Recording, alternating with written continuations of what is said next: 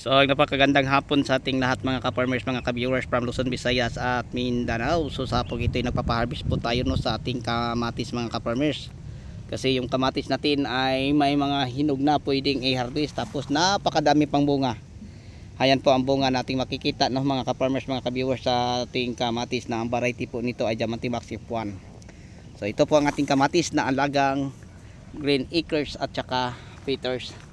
Ayan, napakadami na pong bunga na ating makikita mga ka-farmers sa ating kamatis. Ayan.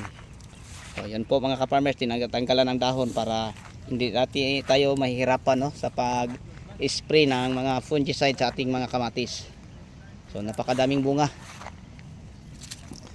Ayan o, kita natin ang bunga. Ayan mga ka-farmers, ang ating mga taong nag-harvest dyan. Yan sa dulo ang iba. So napakadami ng bunga no, ang ating kamatis. Kaya nga bumigay ang ibang puno sa bigat ng mga bunga. So ganyan ang ating makikitang mga bunga sa ilalim ng ating kamatis. So yun po ang ating alagang Green Acres foliar fertilizer. So yun po. Sabing bunga mga ka-farmers oh. Puno yan sa bunga. Parang bunga na yan lahat ang ating makikita mula ilalim. So ang paggamit po ng Green Acres foliar fertilizer mga ka-farmers, share ko lang po sa inyo. Pag ganito ng edad, kasi ang nakalagay dosage, share ko lang ha, ay 40 ml hanggang 60 ml lang. So ibig sabihin pag maliit pa ang ating mga kamatis, ang ilagay natin 40 ml. Then pag halimbawa na sa mga isang buwan na ay 50 ml. Pag mag-umpisa mabunga, yung pinaka-max niya na dosage, yung 60, yun po ang ginagawa. So alam niyo mga ka-farmers, sa foliar na yun, ako mismo ang gumagawa ng experiment para makita ko. Doon ko mga ka-farmers na may isang linya na sinubukan kong mag-spray ng isang sardinas, isang knapsack sprayer. Ang isang sardinas mga ka-farmers, alam nyo, ay nasa 150 ml. Isang sardinas, isang knapsack sprayer. Yan, binumba ko. Kung saan mga ka-farmers, ang isang linya ay may pinakamaraming dosage ng Green Acres foliar fertilizer nating spray. Doon ko nakita na at napansin na parang walang maliliit na mga bunga. Halos lahat mga ka-farmers ay kasing laki, magkasasabay. No? So yun po mga ka-farmers. Ang Green Acres foliar fertilizer natin gagamitin ay wala po palang overdose. Kaya nga yun ang aking ginagawang foliar na pang maintenance no, sa ating mga kamatis. Ayan.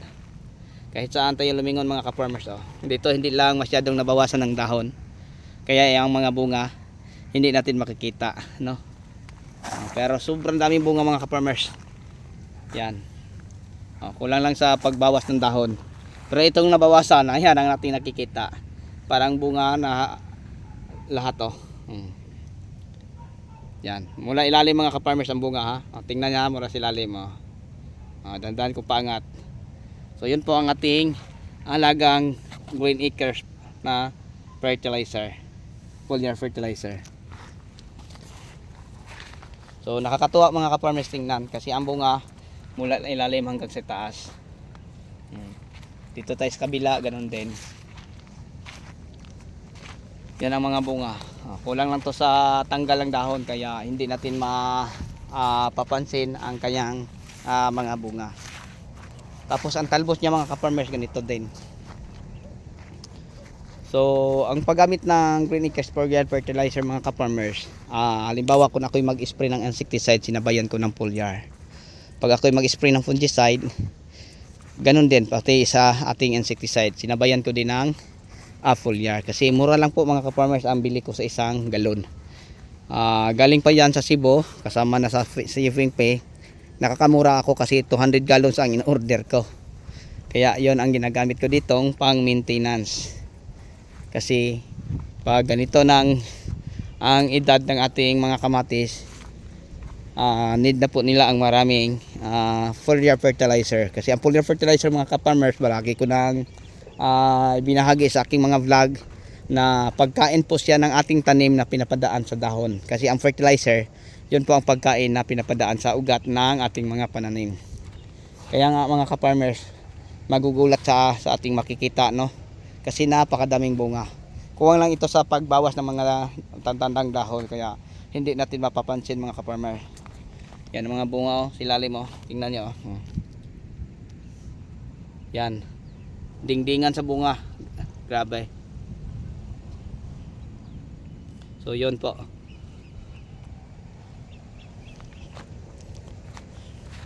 Kahit saan tayo din mga ka-farmers, napakadaming bunga. Dingdingan sa bunga, oh. Wow, ganda, ah. Yan ang ating makikita sa kamatis.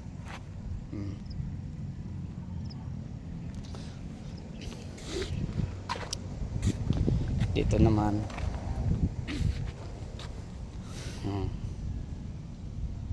napakagandang bunga, napakadami mga ka-farmers.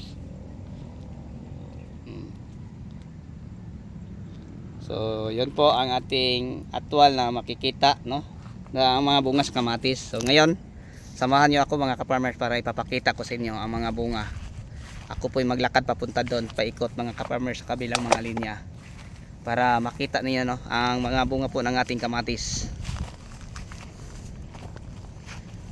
Kung gaano kadami. Yan, oh. Daming bunga, nakakatuwang tingnan mga ka-farmers. Yan. Naglakad lang ako pa upo, parang ano mga ka-farmer, makita niyo ang bunga sa ilalim. So ganyan kadami, oh. Sa ilalim ng mga dahon, oh. So yan ang mga bunga ng ating kamatis.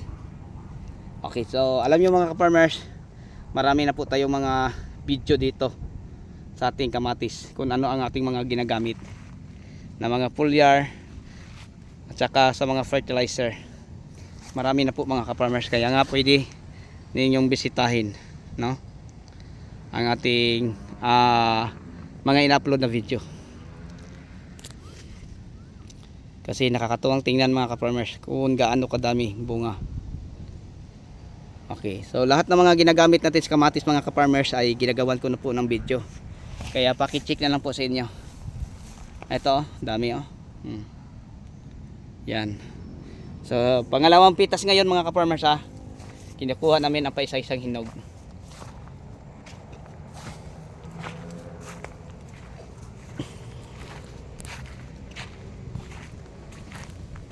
Yan. Kahit saan tayo lumingon, nakakatuwang tingnan.